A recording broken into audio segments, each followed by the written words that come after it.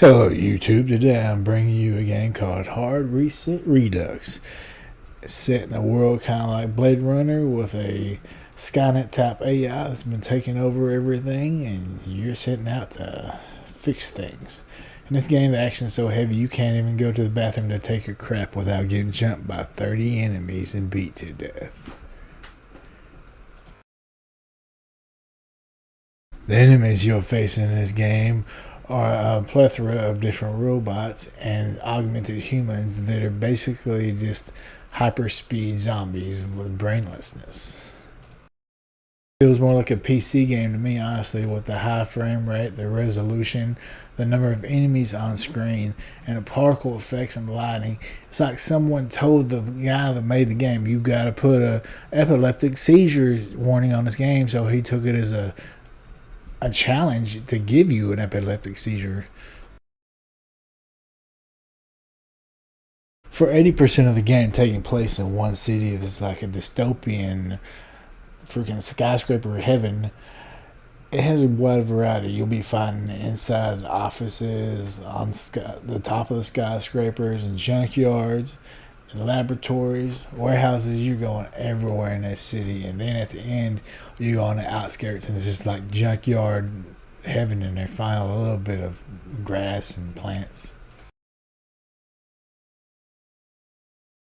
Guns are definitely the star of the show in this game. You don't even get a pistol. Your weakest gun, it's like a minigun, 3-barrel machine gun, and you see me shooting it on screen right now.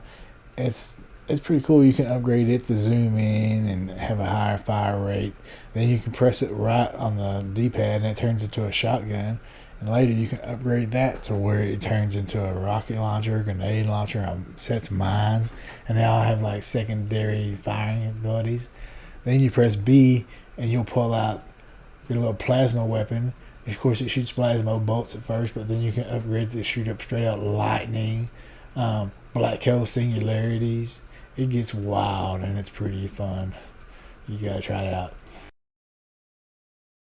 You can tell this game isn't brand new. It's a remaster by the geometry, but when you look at the textures, they're high resolution. Every one of them at every angle looks good to me.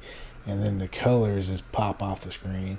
And then when you look at the particle effects, when it rains, the lighting effects of your weapons flashing off the environment, the explosions of your enemies, little ones right there, just doing little sparks, but look at all those fires coming at me and stuff. It's fun.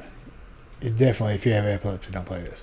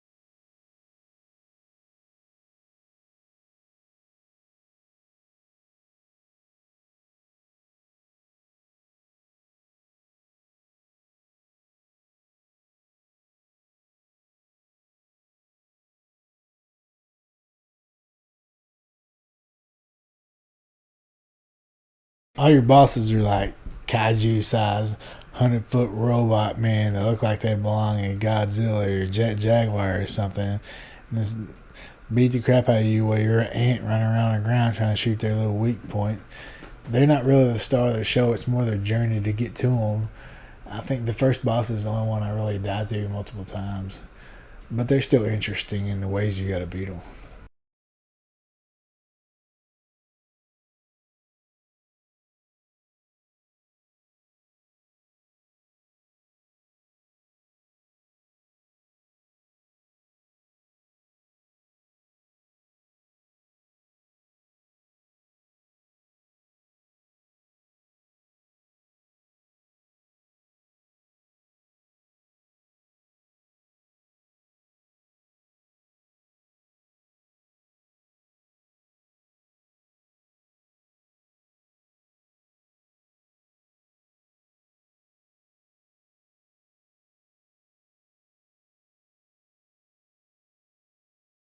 Now, the real weak point of this game, and the thing that keeps it from being pretty much a unflawless masterpiece, is the story. I like the art style. It's kind of done in that whole noir graphic novel style that you'd see in like Sin City or something.